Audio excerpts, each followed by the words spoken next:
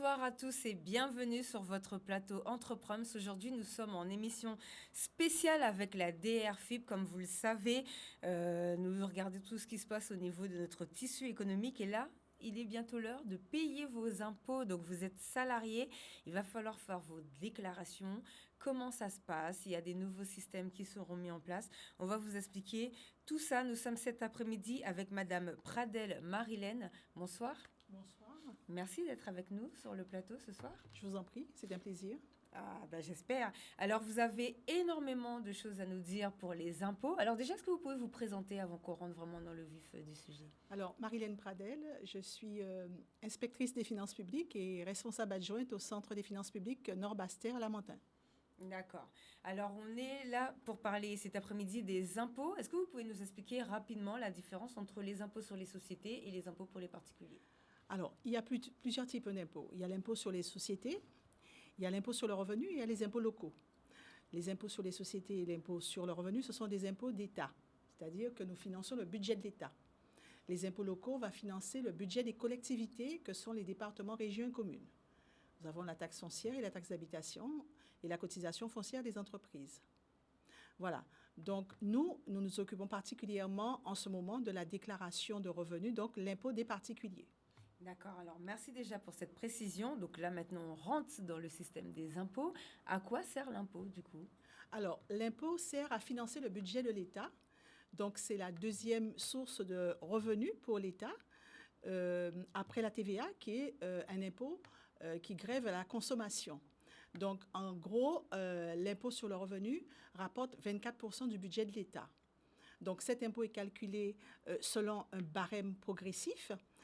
Et il y a plusieurs catégories de revenus imposés au niveau des particuliers. Vous avez les traitements et salaires, les pensions de retraite, les revenus de remplacement que sont les indemnités journalières, les allocations chômage. Vous avez les revenus fonciers, les revenus de capitaux mobiliers, les pensions de retraite, les plus-values, les revenus des dirigeants et gérants d'entreprise. Et je ne pense pas avoir oublié, non, je pense que c'est tout. D'accord. Voilà. Alors, vous avez aussi les chiffres de l'impôt sur notre département, puisque votre service s'occupe particulièrement de notre territoire. Alors, est-ce que vous pouvez nous les donner?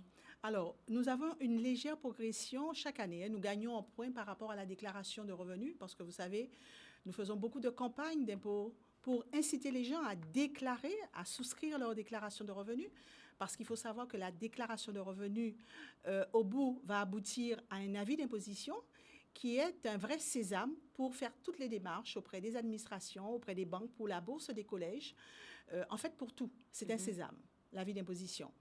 Donc, toujours une progression puisque nous incitons les personnes à déclarer leurs revenus. Alors, en nombre, ça se chiffre en 2021 à 261 446, soit une progression de 21%. Une augmentation aussi des déclarations en ligne.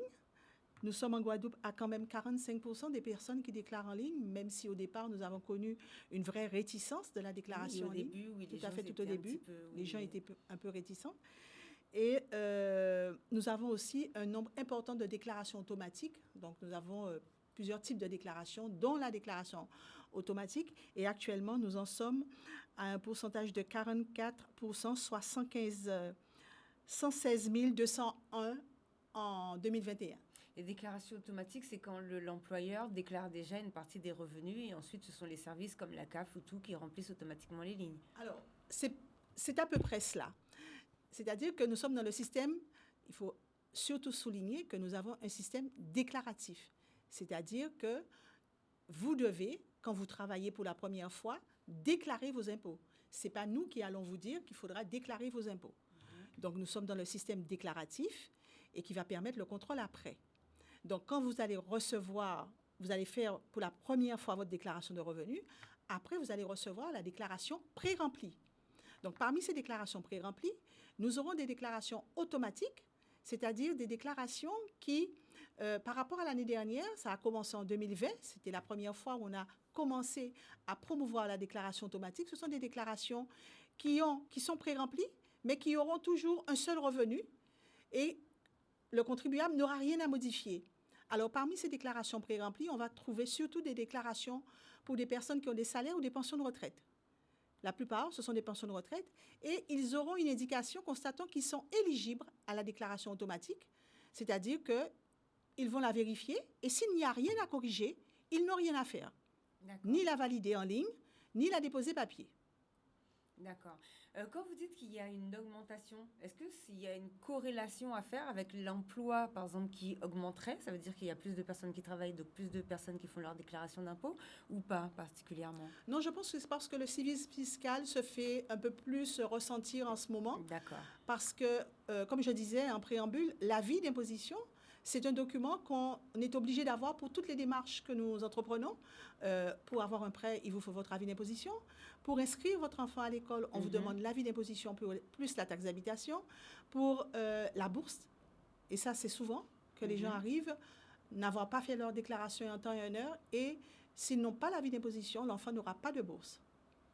D'ailleurs, c'est prévu cette année que pour toutes les personnes qui feront leur déclaration en ligne et qui vont déclarer rattacher un enfant majeur ou un enfant au collège ou au lycée, en fin de parcours, ils pourront vérifier, il y a un simulateur qui leur permettra de vérifier que leurs enfants peuvent bénéficier ou non de la bourse. Ah, bah ça, c'est vraiment... C'est une nouveauté de cette année.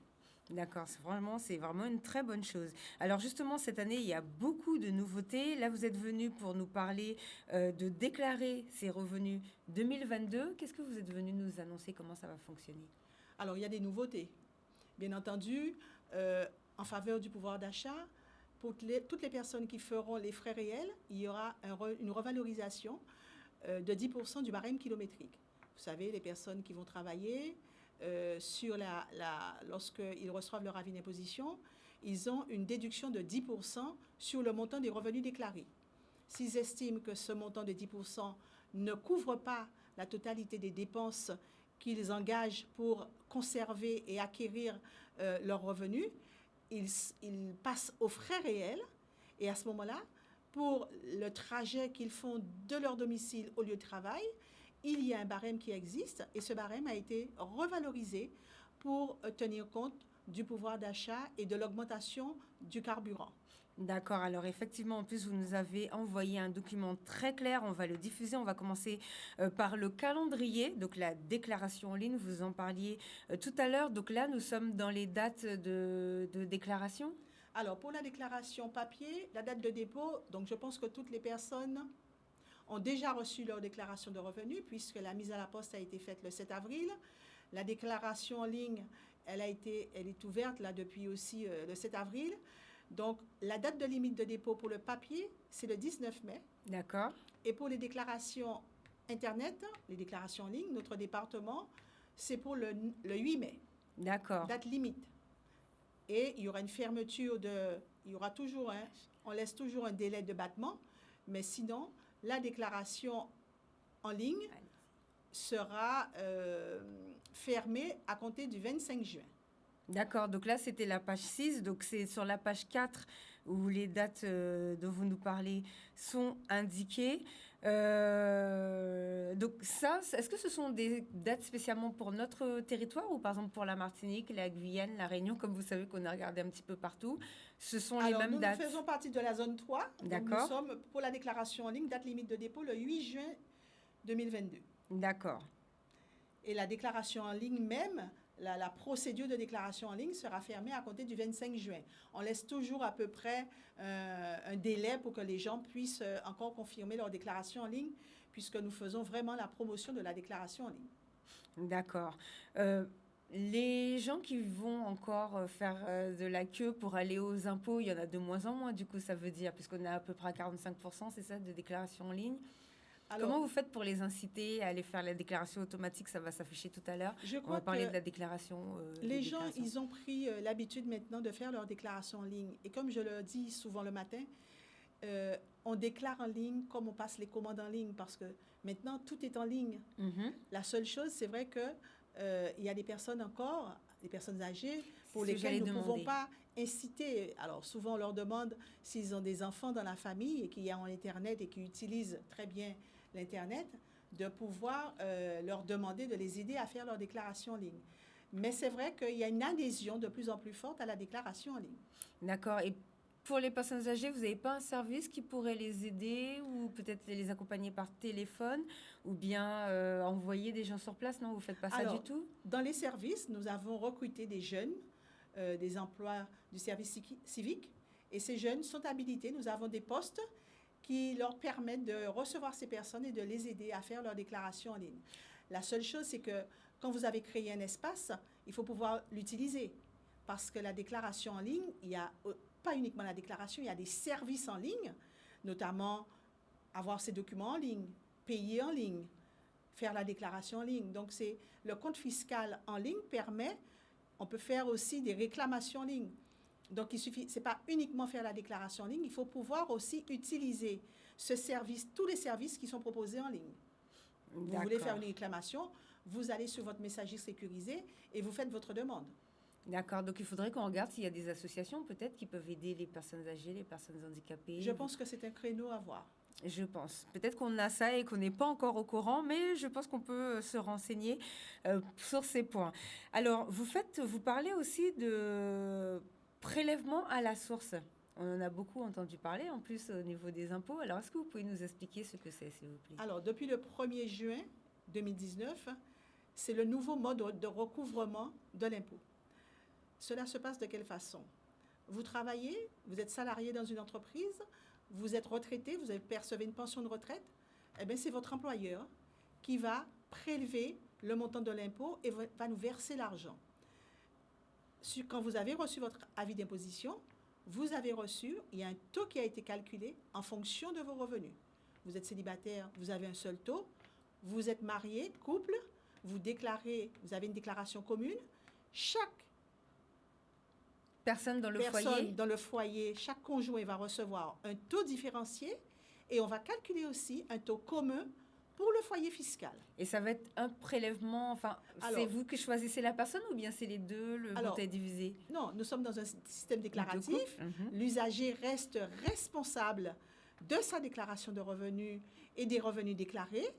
C'est l'usager aussi, lorsqu'il va recevoir son avis d'imposition, qui va choisir le taux d'imposition. Soit il va prendre le taux différencié lorsqu'il y a une disparité de revenus entre les deux conjoints, lorsqu'il s'agit d'une déclaration de couple. Ça ne va pas poser de problème lorsqu'il s'agit d'une seule personne, d'une personne célibataire. Il aura un seul taux, mais lorsque vous êtes en couple et qu'il y a une disparité de revenus, c'est à savoir si on choisit le taux commun ou le taux différencié calculé en fonction de chaque revenu. Et comment ça se passe? Parce qu'on a entendu beaucoup pendant la présidentielle, alors je sais qu'on ne peut pas parler de politique, mais de cette histoire de demi-part pour les enfants. Donc certains voulaient rajouter une part complète et tout. Comment ça se passe là, aujourd'hui? Alors, la demi-part, elle existe déjà. Oui. Elle est là. Alors, la genèse, c'est qu'au départ, toutes les personnes qui étaient veuves, célibataires, divorcées, qui avaient élevé un enfant seul et qui vivaient seuls, bénéficiaient d'une case à l'époque qui s'appelait la case E. Ils avaient droit à une demi-part supplémentaire et ça, c'était jusqu'à la fin. À partir du moment où l'enfant n'est plus rattaché à la déclaration de revenus, il n'y a plus d'enfant à charge, on est célibataire, on est divorcé, on est veuve, on a droit à une demi-part supplémentaire à partir du moment où cet enfant va faire sa déclaration directement et vole de ses propres ailes avec sa déclaration de revenus. Cette case, on a diminué l'avantage, c'est-à-dire qu'on a distingué, on a fait la distinction entre toujours la même catégorie de personnes, les personnes célibataires, divorcées, veuves, mais on a dit que cette personne-là devait avoir élevé ses enfants pendant 5 ans, avoir ses enfants à charge et les avoir élevés seuls pendant 5 ans.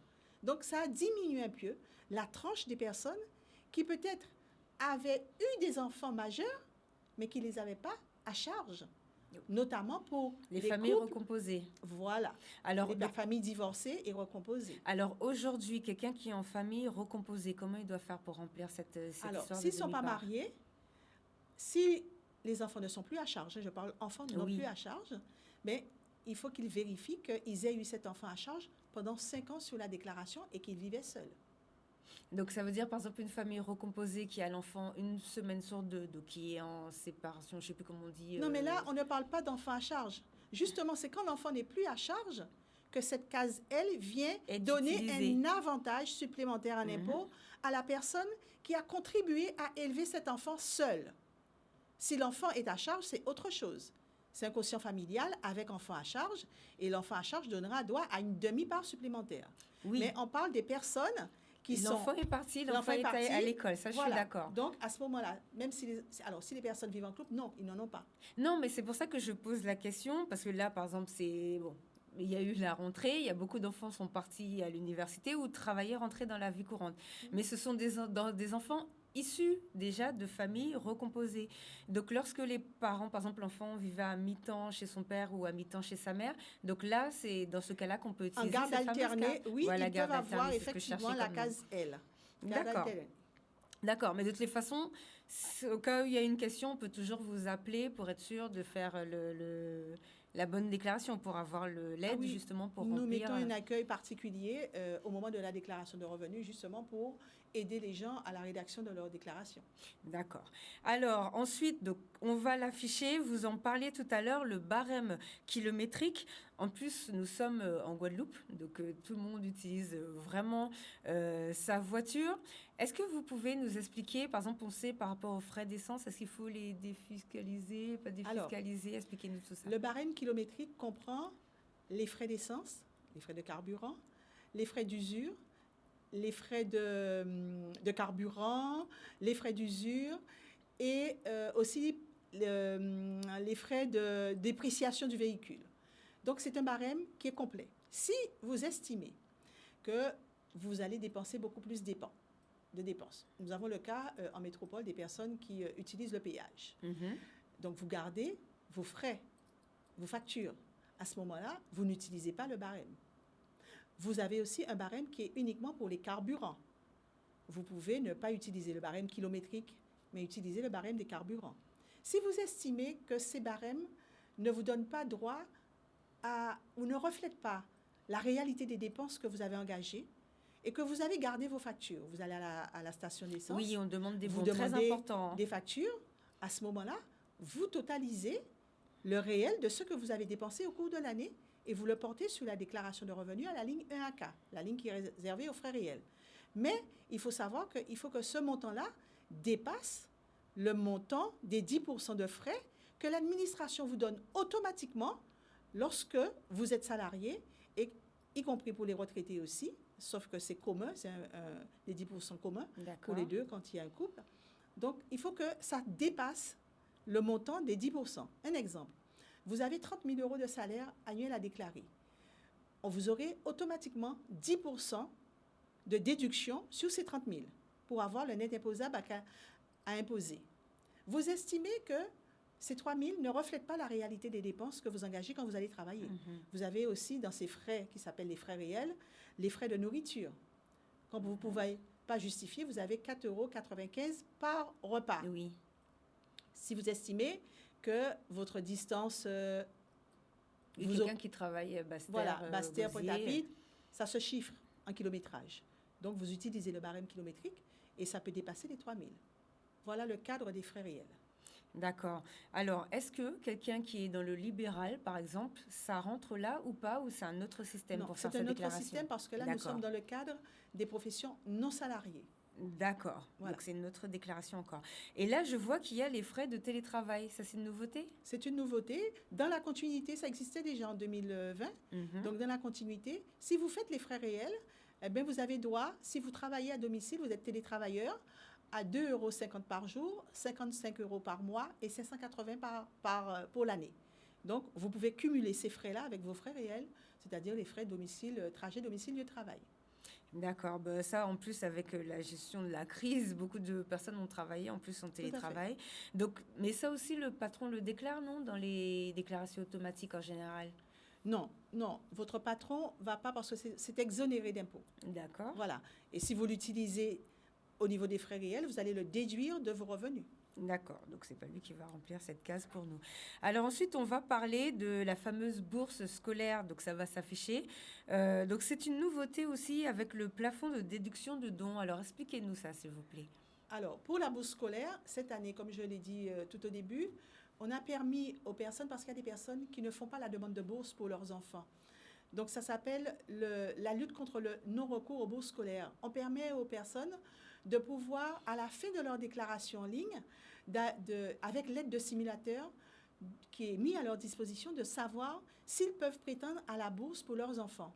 Et c'est une opération que nous menons en collaboration avec l'Éducation nationale et ça leur permettra d'aller faire valoir leur droit à bourse pour leurs enfants et de remplir un dossier de bourse pour leurs enfants.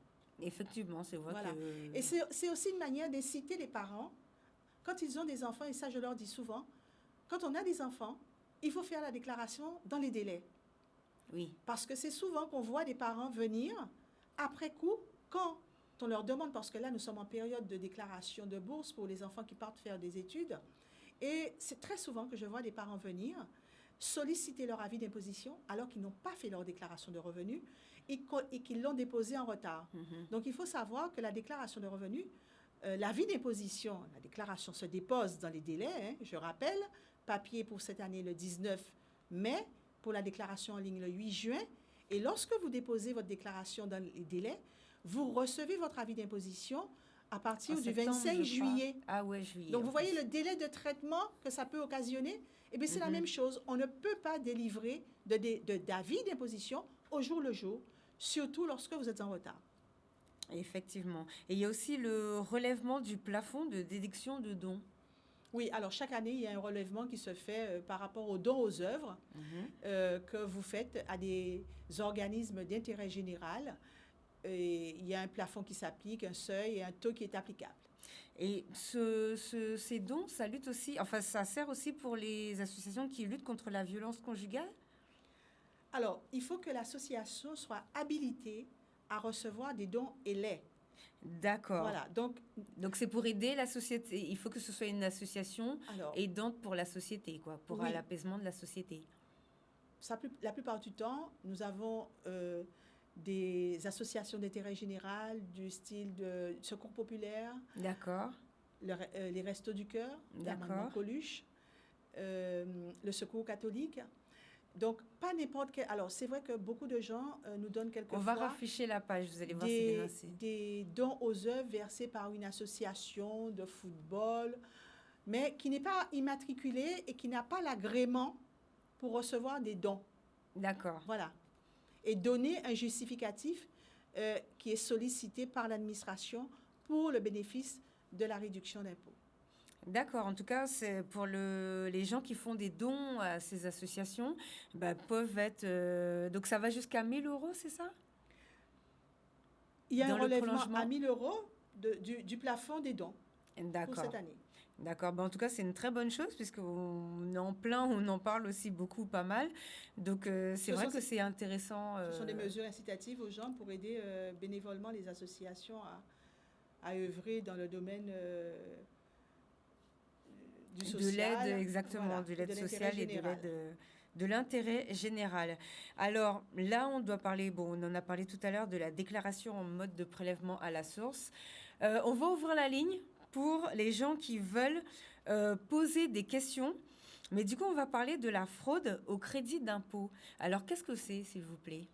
Alors, le crédit d'impôt, c'est un avantage dont vous avez droit quand vous faites une dépense qui est éligible au crédit d'impôt ou à une réduction d'impôt. Alors, quelle est la différence entre le crédit d'impôt et la réduction d'impôt? Le crédit d'impôt, vous avez un impôt de 3 000 €. Vous recevez un crédit d'impôt de 4 000 €, on va vous rembourser les 1 000 €. Quand vous avez une réduction d'impôt, les 1 000 € ne seront pas remboursés. Qu'est-ce qui s'est passé? On a constaté que beaucoup de personnes, en règle générale, nous avons des personnes, des usagers qui déclarent, qui font preuve de civisme fiscal et qui déclarent honnêtement leurs revenus. Mais nous avons trouvé une tranche d'usagers qui, cette année, ont décidé de recevoir des crédits d'impôt indûment, c'est-à-dire d'utiliser tous les crédits d'impôt qui existent sur la 2042, la déclaration de réduction d'impôt, crédit d'impôt, et de cocher particulièrement la case emploi de salariés à domicile alors qu'ils ont des revenus zéro, et de permettre de recevoir des crédits d'impôt ça peut aller jusqu'à 11 000 €. Bon, alors vous allez nous expliquer ça tout à l'heure parce qu'on a déjà un appel depuis à la minute, à la seconde où on a ouvert la ligne, mais c'est très intéressant ce que vous dites. Bonsoir. Allô, allô. Est-ce que vous nous entendez? Yann, est-ce que tu peux voir avec le retour, s'il te plaît, parce que je m'entends. Est-ce que tu peux voir avec la dame Alors, merci à la régie déjà. Enfin, avec la dame ou le monsieur, s'il peut baisser ou couper le son de son téléviseur. Est-ce que vous nous entendez? Bonsoir. Allô? Bonsoir, madame. Allô? Oui, bonsoir, madame. Alors, Oui, allez-y. bonsoir, madame. Oui, je Présentez-vous. vous appelle là. Je suis retraitée. Mhm. Allô? Oui, allez-y, présentez-vous et posez votre question. Oui, alors je suis retraitée et comme il y avait une erreur sur ma retraite, et du coup, la CGST m'a envoyé un avoir de 5 000 et quelques euros. Je voulais savoir si je serais imposable sur cet impôt-là. Alors, est-ce que vous pouvez répondre? Ça, c'est une question, je pense, qui va revenir souvent. Allô? Oui, c'était un rappel de revenu. Bonsoir, madame. C'était un rappel de revenu. Effectivement, vous êtes imposable l'année où vous l'avez perçu. Donc, si vous l'avez perçu en 2021, forcément, vous allez être imposé dessus. Maintenant, savoir si vous êtes imposable, il faut savoir quel est le revenu principal que vous avez, c'est-à-dire par rapport à la pension de retraite que vous avez l'habitude de déclarer. Vous avez entendu, madame? La pension de retraite, c'est toujours 600 euros que je gagne, hein, madame. Hein? Donc, je pense que vous ne serez peut-être Oui. pas non imposable, madame. Allô? Il faut couper le son de votre téléviseur. Yann? Pour les prochains, ouais. Je pense que vous ne serez pas imposable, madame. Si vous avez une pension de retraite de 600 euros et que vous rajoutez ces 5 000, je pense que vous restez dans la tranche des non imposables. D'accord. Alors, merci beaucoup pour cette explication. Est-ce que vous pouvez expliquer aux téléspectateurs, parce que ça, c'est quelque chose qu'on entend régulièrement, qu'est-ce qui s'est passé? Quelle est la situation de la dame? Pourquoi elle a été remboursée? Comment ça fonctionne? Alors, certainement, il y avait un mauvais calcul qui avait été fait au niveau de sa pension de retraite. Hein. D'accord. Donc, ça, c'est avec sa caisse de retraite. Et c'est vrai que quand il y a un rappel de revenu, ce revenu-là est imposable l'année de perception. Elle l'a perçu en 2021, donc ça va s'ajouter à sa pension de retraite. Dans son cas, cela m'étonne qu'elle change de tranche. Hein. Je pense qu'elle va rester dans la tranche des 10 225. Et là, c'est le taux est de 0. Mais il peut y arriver que des personnes ont des rappels de salaire ou d'autres indemnités qu'on appelle des revenus exceptionnels. Et à ce moment-là, ils peuvent demander la taxation au système du quotient. Alors, cela permet d'atténuer la progressivité de l'impôt. Parce qu'il faut savoir que l'impôt est calculé selon un barème progressif. Et ce barème s'applique à chaque taux, s'applique une tranche du barème. Alors, je peux vous les dire. Hein. Alors, le taux zéro, c'est la tranche en dessous, tous les revenus qui sont en dessous des 10 225 euros. Entre 10 025 et 26 070, vous êtes imposé à un taux de 11 %. Entre 26 071 et 74 540, vous êtes à 30 %. 74 540 et 160 336, vous êtes à 41 %. Donc, votre taux d'imposition est de 41 %. Et au-delà de 160 000 euros, vous êtes à 45 %. D'accord. Voilà.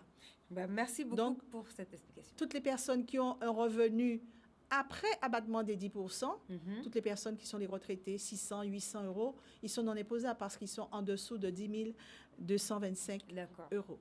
Donc, même avec sa régularisation. Merci pour cette réponse. Est-ce que vous pouvez nous parler, tout à l'heure, vous nous disiez qu'il y avait des petits malins qui faisaient des fraudes au crédit d'impôt.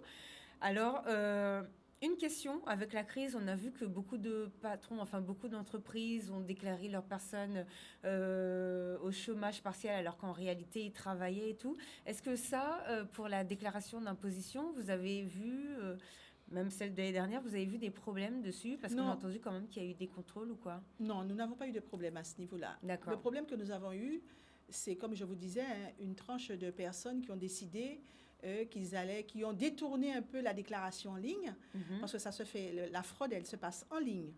Donc, qui ont sciemment détourné, il y avait tout un réseau, hein, avec certainement un cerveau à la tête, puisque nous avons des personnes qui sont venues nous dire qu'il y a des cerveaux qui leur proposaient, moyennant finance, pourcentage par rapport au crédit d'impôt qu'ils allaient percevoir, de falsifier leur déclaration de revenus. D'accord. Alors, on a eu plusieurs types d'usagers. Nous avons eu des usagers qui sciemment ont fraudé sur la déclaration de revenus. Nous avons eu aussi des personnes, des usagers qui ont été piratés, leurs comptes ont été piratés par d'autres qui ont bénéficié de ces crédits d'impôt. Mhm. Donc, ils se sont retrouvés en porte-à-faux avec nous, mais pour ceux qui ont porté plainte, l'affaire s'est arrangée. Et nous avons aussi des personnes qui ont créé de toutes pièces, qui ont créé des usagers fictifs. Voilà. Ah, effectivement. Donc, oui, ça ne rigole pas. Non, pas du tout. Au niveau des réseaux. Une question toute simple. Pour les primo-déclarations, comment ça se passe? Est-ce qu'il faut forcément que ce soit en format papier ou est-ce que quelqu'un qui vient de travailler, qui commence à travailler, peut déclarer en ligne tout de suite? Format papier. Format papier, et justement pour éviter ce problème de la fraude, nous demandons maintenant beaucoup de documents pour certifier l'état civil de cette personne et avoir une domiciliation certaine. Qu'est-ce que vous appelez une domiciliation certaine? C'est-à-dire, il nous faut un document attestant que cette personne est soit locataire, soit propriétaire D'accord, ou hébergée. facture de téléphone de Tout à fixe fait. ou bien truc d'appartement, quoi. Effectivement. Contrat de location. Alors, vos questions, si vous avez des questions à poser, nous sommes avec la DRFIP. On parle des impôts, hein, de la finance publique. Donc, 05 90 96 10 10. Cet après-midi, nous sommes avec Madame Pradel. Est-ce que vous avez d'autres informations? Parce que je vois que vous avez plein de papiers et nous aussi, on a un gros dossier. Est-ce que vous avez d'autres informations à nous faire passer là pour cette nouvelle déclaration et ces nouveautés qui sont prises en compte pour cette année? Alors, en fait, il faut simplement, concernant la fraude, et là, je vais insister, c'est de dire aux personnes qui ont, peut-être parce que nous avons déjà, hein, pour cette déclaration 2021, nous avons des personnes qui ont recommencé dans le système à frauder. Mais cette année, ils ne passeront pas. Et ça, Oui. je le dis fermement, ils ne passeront pas parce que notre Bercy a pris, notre autorité de tutelle a pris la main. Et ces déclarations sont en cours de vérification. D'accord. Ils sont en cours de vérification et en fait, ils seront rejetés. Tous les crédits d'impôt qui ne seront pas validés par les responsables seront rejetés et voire même pour les avis d'imposition, certaines ne seront pas éditées. Donc, j'invite les gens à ne pas rentrer dans ce système frauduleux, mais de déclarer correctement leurs revenus. Oui, surtout que maintenant, ça bloque tout. Alors, on s'assure que le téléviseur soit bien en silence. Bonsoir. Bonsoir. Bonsoir, madame. Alors, allez-y, présentez-vous et posez votre question. Quand on fait faire des travaux d'amélioration dans sa maison, enlever les tôles pourries, les planches pourries, est-ce qu'on peut déclarer ça aux impôts et dans quelle case, s'il vous plaît? Non, ça ne vous donne pas droit à réduction d'impôt, malheureusement, madame. Ça n'existe plus. Donc, les travaux que vous faites chez vous ne vous donneront aucun avantage sur la déclaration de revenus. Eh bien, merci beaucoup. Au revoir. Au revoir, madame. Et pour les gens qui agrandissent, on sait que quand il faut faire piscine, grenier et tout, il faut faire des déclarations ou pas pour ça? Ah oui, il faudra faire une déclaration. Alors, allez-y, mais expliquez-nous ça. Il faudra faire une déclaration simplement pour la taxe foncière. L'habitation. Et la taxe foncière. Alors, expliquez-nous la différence, parce que des fois, les gens reçoivent plein de taxes à payer et ne savent pas trop...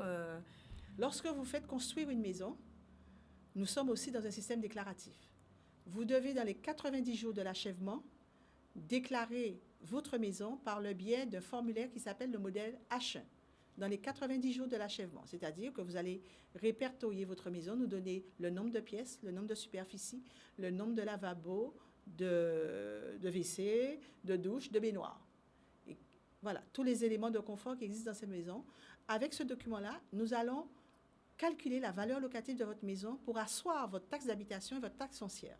Alors, on s'arrête juste une seconde. Ne perdez pas ce que vous avez à dire. On prend l'appel.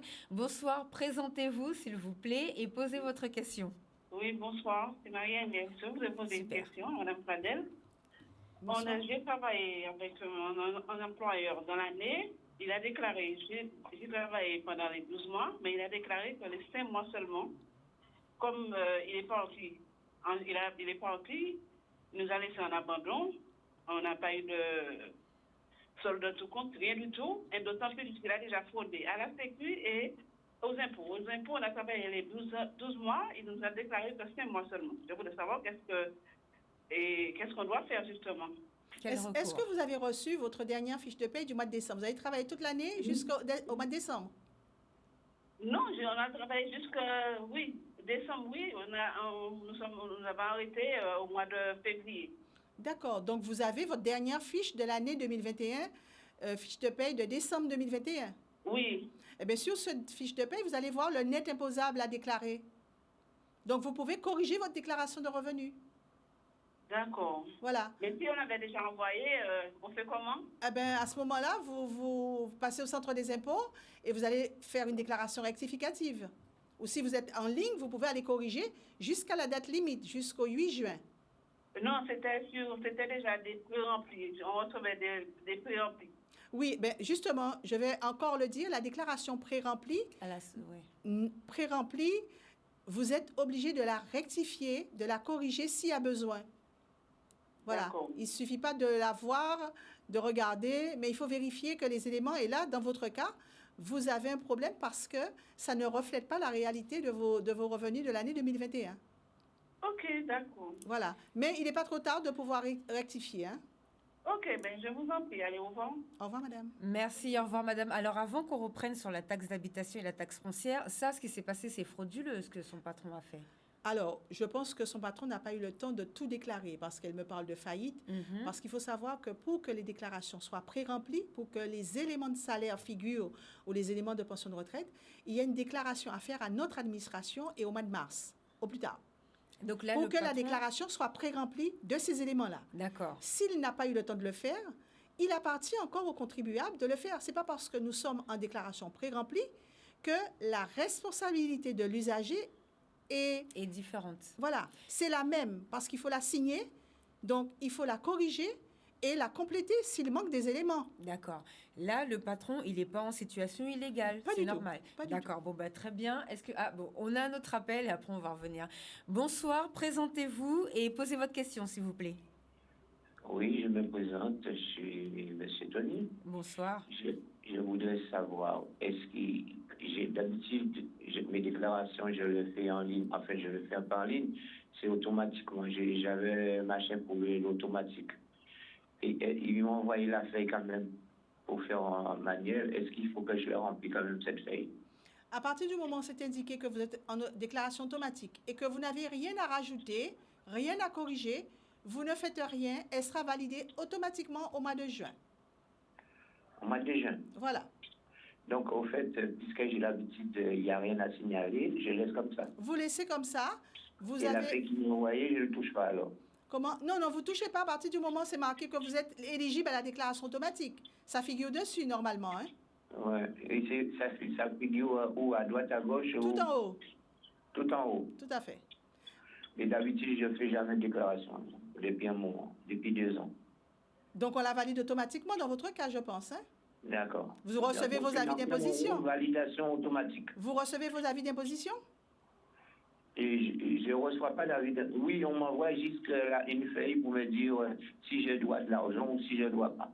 Eh bien, voilà. Donc, c'est que vous êtes éligible à la déclaration automatique, elle est validée automatiquement. D'accord, j'ai rien à faire alors. Vous n'avez rien à faire.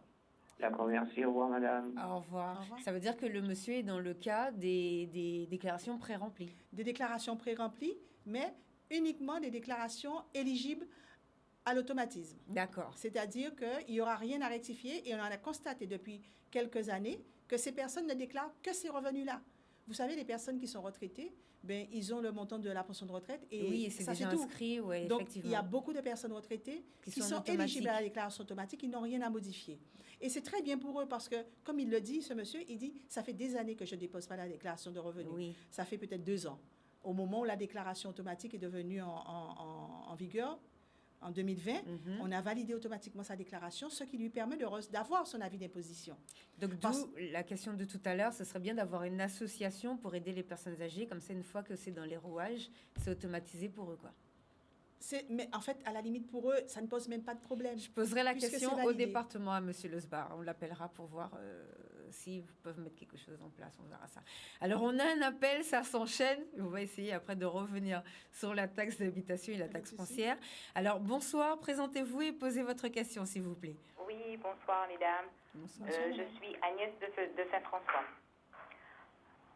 Allez-y. En fait, ma fille, elle est étudiante. Donc, en fait, dès qu'elle est passée étudiante, je l'ai inscrite, en fait, sur ma déclaration. Simplement, ce que je ne comprends pas, c'est qu'à chaque fois, on a l'impression qu'on l'enlève, parce que moi, je vois que mon fils, mais pas elle. Alors que mon fils est mineur, elle est majeure. Donc, le fait qu'elle soit peut-être majeure, c'est dû peut-être à cela, mais j'ai posé, l'an dernier, j'ai fait le rectificatif, et cette année, je reçois une déclaration d'elle qui, en fait, stipule qu'elle travaille et qu'elle doit faire sa déclaration, alors qu'elle est toujours étudiante. Donc là, j'ai essayé de modifier en ligne. Donc j'ai essayé de faire la modification en ligne, mais je n'arrive pas et je ne comprends pas pourquoi à chaque fois ça ne l'enregistre pas ou ça sort, ça saute. Alors, je vais vous expliquer. Et vous avez déjà vous avez déjà dit une partie de la solution. Vous avez parlé que vous avez un enfant mineur qui est toujours à charge. Oui. Et forcément, il va être toujours figuré jusqu'à sa majorité sur la déclaration de revenus. Et pour l'enfant majeur, il n'est plus à charge. Pourquoi? Parce qu'il est majeur et il a le choix entre être rattaché à votre déclaration de revenus et faire sa propre déclaration de revenus. D'accord? Mais quand vous dites qu'il a le choix, attendez, il y a une chose que je ne comprends pas. Allô? Oui, je vous écoute, madame. Quand vous dites qu'elle a le choix, en fait, moi, j'ai toujours fait sa déclaration. Elle est systématiquement rattachée à moi parce que c'est moi qui paie ses études jusqu'ici. Oui, mais comprenez bien que votre enfant est majeur, madame. Donc, elle a le choix de faire sa déclaration de revenus et d'être aussi de opter pour le rattachement à votre déclaration. C'est très bien que vous la rattachez puisque, effectivement, c'est vous qui payez ses études et ça va vous diminuer le montant de votre impôt puisque votre quotient familial va être augmenté. Mais elle ne va pas figurer automatiquement sur la déclaration. C'est à vous, chaque année, de la faire figurer jusqu'à ses 25 ans parce qu'elle est étudiante. Mais dans ce cas-là, alors, en fait, ça confirme ce que je fais d'habitude, c'est-à-dire que je n'ai pas à la faire son inscription. Non, elle n'a pas à faire sa déclaration tant que vous la rattachez. C'est sûr qu'à partir du moment où elle a rattaché, vous avez mis son nom, sa date de naissance, elle est enregistrée par le système. Donc, mais oui, qu'elle est enregistrée parce qu'à un certain moment, même quand on me demande où elle est, j'arrive à retrouver l'adresse où elle est affectée. Donc, c'est vrai que c'était déjà enregistré. C'est ce que je ne comprends pas. Mais madame, comprenez bien que d'une année sur l'autre, l'enfant, il y a des enfants qui traitent... Oui, ça peut changer. Vous avez compris? Oui. Voilà. Donc, conservez-la sur votre déclaration de revenus, mais faites-la figurer chaque année jusqu'à ses 24 ans. Au-delà, il faudra qu'elle fasse sa déclaration de revenus. Et si elle est toujours étudiante, à ce moment-là, vous allez déduire une pension alimentaire pour elle. Donc là, avec la déclaration que j'ai reçue pour elle, je ne sais pas compte de ça, mais je la rattache de nouveau à ma déclaration. Vous la rattachez de nouveau. Vous ne renvoyez pas cette déclaration. Vous pouvez éventuellement la mettre dans la vôtre et dire « Ma fille reste rattachée à ma déclaration encore cette année. » D'accord. Voilà. D'accord. On lui avait déjà envoyé ces éléments parce qu'elle est enregistrée chez nous, mais ce n'est pas pour autant qu'on va la remettre sur votre déclaration de revenus parce que c'est un enfant majeur qui est capable de vous dire « Maman, je fais ma déclaration de revenus seule, je ne veux plus être attachée parce que je veux avoir mon avis d'imposition. » Vous comprenez? Oui, je comprends. Voilà. D'accord. Bon, bah, super. Merci beaucoup. Alors, autre chose, je peux poser une autre question, une deuxième? Allez-y. Alors, quand on considère qu'on a une retenue sur salaire, on fait la déclaration. Est-ce que les impôts sont au courant de cette retenue sur salaire ou est-ce qu'ils tiennent compte de votre salaire normal, c'est-à-dire votre salaire net, sans tenir compte de votre retenue sur salaire? Alors, c'est un problème comptable que vous posez, de comptabilité. La retenue que vous avez sur votre salaire vous concerne en privé. Quand votre employeur vous envoie votre avis, votre salaire à déclarer, l'employeur applique des règles comptables et des règles fiscales. Donc, le net imposable va tenir compte des éléments que votre employeur va nous donner. Si vous avez une retenue, je ne sais pas de quel ordre, votre employeur saura comment traiter cette retenue dans la composition du revenu net imposable. Voilà. D'accord. Très bien. Je vous remercie. Merci beaucoup. Bonne fin d'après-midi. Au revoir. Merci, Bonne au fin revoir. d'après-midi, madame. Au revoir. Alors, on revient sur cette histoire si on n'a pas d'appel, sur cette histoire de taxes foncières et taxes d'habitation. Vous étiez en train de nous expliquer la différence et la manière dont ça fonctionne. Oui, c'est un peu comme l'impôt sur le revenu, hein. Je vous ai dit qu'on est dans un système déclaratif. Il y a un modèle H1 à faire quand vous avez terminé votre maison dans les 90 jours de l'achèvement, parce que lorsque vous faites construire, hein, en règle générale, lorsque les gens font les choses dans les règles de l'art, il y a le permis de construire, la déclaration d'ouverture de chantier, la déclaration d'achèvement. Lorsque vous avez construit, vous terminez votre maison, tout est fait, vous avez fini la clôture, vous faites votre déclaration d'achèvement, puisqu'elle est habitable.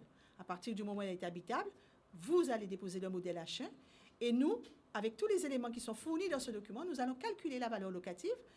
Et c'est cette valeur locative qui servira de base. Alors, qu'est-ce que c'est que la valeur locative? C'est un loyer théorique que pourrait rapporter ce bien s'il était loué dans les conditions normales du marché. D'accord. Et c'est sur cette valeur, appliquée, divisée, enfin, les calculs que nous faisons, va s'asseoir les taux qui sont votés par les différentes collectivités pour avoir la taxe foncière D'accord. et la taxe d'habitation. D'accord. Bon, ben merci. On a un appel. Bonsoir. Présentez-vous et posez votre question.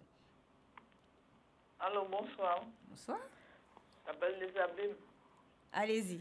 Oui, c'est que ma maman, elle est décédée depuis en 2020. Mais bon, la maison, c'était à elle, c'est une vieille case en bois. Mais le terrain, non. Mon envoi de tout cas payer des impôts, je demande est-ce que c'est normal, tout ça. Alors, votre mère avait une petite maison, vous avez dit. Je ne vous entends pas. Votre mère avait une maison qui est encore sur le terrain. Oui, c'est une case en bois, mais la terre, c'est pas elle. Alors, même si le terrain ne vous appartient pas, cette petite case dont vous parlez est encore imposée à la taxe foncière, même si votre mère est décédée. Ah, d'accord. Voilà. Et si, Bon, on a ça tout le temps. à partir du moment où vous ne la démolissez pas et qu'elle est là, qu'elle est habitable, oui, vous l'aurez. Et si vous ne réglez pas, vous ne pouvez pas régler la succession parce que le terrain ne vous appartient pas, ça restera, la taxe foncière sortira encore au nom de votre mère décédée. Même si on a mis l'acte de décès. Même si vous avez mis l'acte de décès. L'acte de d'accord. décès n'a pas valeur d'enlever le nom de votre mère sur la maison puisque cette maison lui appartenait en propre. Ah, mais j'ai un frère qui dépose ces impôts-là. Est-ce qu'il peut mettre son nom sur la maison? ou Alors, pas? on ne va pas changer le nom de la maison parce que vous êtes plusieurs. Pardon? On ne va pas changer le nom sur la maison. D'accord. On va simplement, s'il veut payer l'impôt, le mettre gestionnaire de la maison, mais ce sera à lui de faire la demande. Ah, d'accord. Il faut qu'il aille faire la demande. Tout à fait, puisqu'il déclare à l'adresse. D'accord. Merci. Au revoir. Merci madame et bon courage pour cette situation. Ça c'est parce que la maison est encore habitable, donc la maison peut revenir aux héritiers. C'est pour ça que la situation Alors, elle est comme celle-ci. Là, nous sommes dans le cadre d'une succession, mais une succession qui ne pourra pas être réglée tout de suite s'ils ne sortent pas d'une indivision. Elle disait bien que le terrain ne leur appartenait pas. Ce sont certainement un terrain en indivision où il y a plusieurs héritiers sur ce terrain et qu'ils n'ont pas encore partagé le terrain. Qu'est-ce qui se passe dans ce cas-là? À vitam aeternam, cette petite case restera au nom de sa mère. Voilà. D'accord. Maintenant, si un des enfants veut payer l'impôt, ben, il se présente et nous, on le mettra gestionnaire du bien. Mais en aucun cas, nous ne pouvons modifier le nom de la propriété, de la maison. Donc, ça Parce sera qu'il y a toujours plusieurs héritiers. Parce qu'il y a toujours, d'accord. Voilà. Dans le cas où c'est une succession, la personne est propriétaire du sol, propriétaire de la maison, nous invitons cette personne-là, les héritiers, à faire la succession, à aller liquider cette succession devant notaire.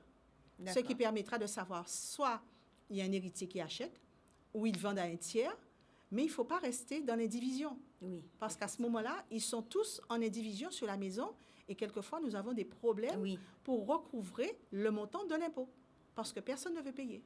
Oui, effectivement. Et la taxe sortira à vitam aeternam au nom de leurs parents décédés. Oui, ça, c'est des situations qu'on connaît beaucoup en plus Tout à fait. sur nos territoires. Alors, on a encore un appel. Bonsoir, présentez-vous s'il vous plaît et posez votre question. Oui, bonsoir. Bonsoir, monsieur. c'est Joël. Bonsoir, Joël. Oui, vous m'entendez? Oui, allez-y. Oui, en fait, j'avais une question à poser, toujours dans la même lignée que la dame qui vient de poser la Précédemment. question, et je crois que tu es un monsieur ou une dame. Et en fait, c'est mon père qui est décédé que je reçois la taxe foncière. Mais le seul hic, c'est que le terrain, en fait, la maison là où elle se trouve, c'est un terrain qui est... En indivision. Non, pas du tout. C'est le maire a mis un arrêté de péril, exact, voilà, un arrêté de péril sur le terrain. C'est-à-dire qu'on peut pas y construire. En fait, il y a une maison, mais la maison, on ne peut pas y habiter, voilà. Alors pourquoi je reçois encore la... Mais est-ce que vous avez fait une démarche à notre niveau? Je pense qu'il faut Comment? faire une démarche. Si vous avez un arrêté de péril et que vous êtes en possession de cet arrêté, il faut vous rapprocher du centre des impôts avec la taxe foncière. Ce qui a déjà été fait, on a déjà envoyé à plusieurs reprises l'arrêté de péril, mais on reçoit encore la taxe foncière. Et cette maison se trouve sur quelle commune? En fait, sur les abîmes. Mais il faut vous rapprocher du cadastre des abîmes et expliquer la situation, demander un rendez-vous. Ah, d'accord. Et si personne n'habite cette maison, puisqu'il y a un arrêté? Voilà, il y a un arrêté de péril, exact. Je pense donc, du coup, oui, vas-y. Je pense que c'est une maison qu'on doit mettre non imposable à la taxe foncière, puisqu'il n'y a plus aucune valeur pour cette maison. D'accord. Puisque, à la limite, on vous dira de la démolir pour qu'il n'y ait pas d'impôt à payer. Mais en fait, elle se démolit elle-même. Bon, en fait, elle est en cours de rachat du terrain par rapport à cette démolition, mais c'est un arrêté de péril qui a été pris par le maire de la commune. Je comprends bien, monsieur. Moi, je vous invite à faire des photos de cette maison et à ramener, si vous me dites qu'elle se dégrade d'elle-même, puisque si c'est un terrain qui est en train de partir par rapport à l'érosion, parce que la plupart du temps, c'est dans ce cas-là qu'on prend des arrêtés, moi, je vous invite à faire des photos et à ramener aussi l'arrêté que vous avez. Alors, j'emmène ces photos-là à où? Mais vous allez au cadastre des abîmes, à Montcawel. Vous demandez un rendez-vous. D'accord. Voilà. Ok, parfait. Et si vous avez votre compte fiscal, moi, je vous invite à demander un rendez-vous en ligne sur votre messagerie sécurisée. D'accord, parfait. Ok, merci à vous. Merci beaucoup. Merci beaucoup. J'imagine que vous avez beaucoup de questions de gens qui vous appellent par rapport... On a beaucoup de maisons soit abandonnées, soit en division sur notre territoire. J'imagine que vous avez beaucoup au niveau des centres des impôts de ces situations à gérer. Nous avons beaucoup de demandes, notamment en matière foncière et en matière de succession. Pourquoi? Parce que nous avons une vaste indivision sur la Guadeloupe. Les successions ne sont pas réglées. Oui. Alors, souvent, il y a des clichés dans cette société guadeloupéenne où on dit aux gens allez payer l'impôt et vous serez propriétaire. C'est faux. La propriété, c'est un droit juridique qui ne s'acquiert que devant le notaire, après publication à la conservation des hypothèques. Donc, il faut que les gens arrêtent de penser que ça leur appartient. Voilà. Et le foncier n'est pas uniquement le terrain. Parce que beaucoup de gens viennent nous dire, nous sommes sur un terrain d'indivision et je suis seule à payer l'impôt. Nous sommes sur un terrain, je suis seule à payer l'impôt, alors qu'il y a plusieurs maisons. Mais chaque personne qui se trouve sur ce terrain paye sa part pour les murs. Le foncier bâti. On a le non bâti, c'est du sol nu, mais on a aussi la propriété bâtie. Donc, quand vous avez une maison sur un sol, le sol n'est pas imposable. Vous avez 1500 mètres carrés, vous faites construire votre maison, vous êtes propriétaire, vous allez payer la taxe foncière sur la propriété bâtie que vous allez construire et que vous allez déclarer par le modèle H1 dont j'ai parlé. Le sol ne sera pas imposable. En revanche, vous pouvez avoir des terres agricoles qui sont codifiées par ce qu'on appelle une nature de culture. Terre 02, vous allez payer du non bâti, ça sera beaucoup moins cher que le bâti qui coûte beaucoup plus cher, la taxe foncière sur le bâti qui coûte beaucoup plus cher en Guadeloupe. D'accord, merci. On va prendre encore un dernier appel et après on va vous libérer parce qu'on vous a pressé au maximum, comme je disais tout à l'heure, comme un citron. Alors bonsoir, présentez-vous et posez votre question. Oui, allô, je suis en direct là? Oui, allez-y. Oui, bonsoir, Thierry de Petit Canal. Bonsoir. J'ai pas bien compris au niveau, enfin, il y a une auditrice qui a dû parler concernant peut-être quelque chose qui me concerne aussi. En fait, j'ai pas bien entendu comme la réponse de Madame Pradel. En fait, je suis salarié. Vous m'écoutez? Oui. Je suis salarié et que j'ai eu une retenue sous salaire sous le montant dont je devais, le montant de mon salaire. Et ce montant, je prends l'exemple, c'est-à-dire quand je reçois ma fiche de paye, elle est de montant minoré, c'est-à-dire par rapport à cette amputation. Et or, le patron me donne le montant plafond hors amputation. Alors, cette retenue, elle est due à quoi, monsieur? Pardon? Cette retenue sur le salaire, elle est due à quoi? Cette retenue est due par rapport à une opération en interne vis-à-vis, c'est-à-dire ça n'a rien à voir avec mon salaire. Ça, c'est une opération qui s'est faite en interne par rapport à la boîte. C'est une grande boîte. Mais je veux dire que c'est parce que je perçois, c'est pas un dû. Alors, pourquoi les impôts pourquoi on me taxe sous la base du salaire global? Si vous avez cette retenue, c'est que vous devez à la boîte quelque chose. Non, en fait, c'est-à-dire cette retenue n'a rien à voir concrètement avec la boîte. Vous comprenez? Ça n'a rien à voir. C'est une autre opération avec mon autre vie que j'avais. Bon, c'est passé par le tribunal, autre chose. Ah, mais monsieur, alors, justement, mais monsieur, je comprends bien. C'est que vous êtes en train de payer quelque chose que vous devez. Et on fait une retenue, une saisie salaire directe sur le salaire. D'accord? Et quand on fait une saisie sur le salaire, c'est quelque chose que vous devez. Donc, ça fait partie. Vous aurez dû payer cette chose-là vous-même, mais on a décidé que on va le prendre, on va le saisir sur votre salaire. Comme les pensions alimentaires. Donc, on le réintègre parce que ça fait partie de votre salaire, monsieur. On va le réintégrer dans votre revenu imposable. C'est normal parce que vous auriez dû avoir ce montant-là, mais par une décision de justice, on vous saisit directement ce montant-là. Donc, il fait partie intégrante de votre salaire, donc il est imposable. Oui, mais ce que je n'arrive pas à comprendre, c'est que Vous m'entendez? Vous m'écoutez? Vous ne percevez pas ce montant-là, mais vous payez quelque chose que vous auriez dû payer. Le montant qu'on m'ampute sur mon salaire, je n'ai même pas en amont les opérations qui expliquent ce montant. Un montant est invarié, je n'ai pas d'échéancier, j'ai quoi que ce soit. Et mon salaire fait que alors, à ce moment-là, monsieur, non, mais là, c'est un problème privé entre vous et votre employeur. Vous me dites qu'il y a une décision de justice. Non, quand je dis quand je parle de... C'est ce que... Non, vous m'écoutez? Oui, je vous écoute. Le patron, l'employeur, pardon, considère qu'ils ont reçu ordre d'amputer le salaire.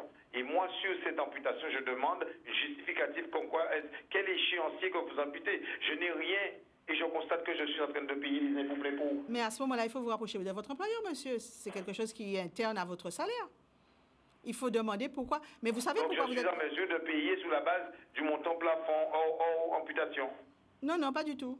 Il faut déjà savoir, monsieur. Moi, je pense que dans votre cas, je pense que vous savez certainement pourquoi on vous prend cet argent-là. Parce que si on vous prend chaque mois cet argent-là, vous savez pourquoi. D'accord? Donc, oui. Vous savez pourquoi. Vous savez pourquoi on vous le prend. Et si on vous le prend, c'est parce que vous devez quelque chose. La plupart du temps, quand il y a une saisie sur le salaire, c'est soit à titre de pension alimentaire, non versée, ou autre chose. OK. Donc, forcément, ce montant-là fait partie de votre revenu imposable. D'accord? Parce que c'est votre revenu, mais comme vous n'avez pas payé en temps et en heure, mais on vous le prend, mais il est reconsidéré. Et je vous dirai de regarder vos fiches de paie, vous verrez bien que le net à payer n'est jamais le net imposable. Le net imposable est toujours plus élevé que le net à payer. Parce qu'il y a des règles fiscaux et comptables qui vont concourir à l'élaboration du net à payer. OK. Voilà. Bien. Merci. Je vous en prie. Allez, au revoir. Je vous en prie. Au revoir, monsieur. Bon courage. Bon, j'espère vraiment que ça vous aura aidé. Nous, on essaye d'aider au maximum la population. Moi, en plus, quand vous voulez, comme je disais tout à l'heure, on vous a pressé. Parce que là, c'est vrai qu'on est très juste, on va rendre l'antenne. Mais on vous a pressé au maximum pour essayer d'avoir le plus d'éléments possible. Est-ce que vous avez une information à rajouter qui pourrait aider les Guadeloupéens à faire leur déclaration, là, bientôt Il reste à peu près un mois. Est-ce que vous avez quelque chose à rajouter? Moi, je les invite surtout à regarder leurs déclarations. C'est vrai que ça peut paraître difficile, mais il faut lire la déclaration de revenus parce que quelquefois, il y a des personnes qui peuvent bénéficier de certains avantages, mais parce qu'ils ne lisent pas la déclaration, et souvent je leur dis dans mon bureau, mais lisez votre déclaration de revenus. Il y a des choses qui apparaissent, même si vous ne comprenez pas, à ce moment-là, vous venez nous voir au centre des impôts, mais il faut lire la déclaration de revenus. Il faut la compléter, et il faut surtout la signer et la déposer dans les délais. Et je le dis souvent aux parents qui ont des enfants qui sont au chômage. Il faut leur dire, même s'ils n'ont un revenu zéro, il faut qu'ils fassent leur déclaration dans les délais.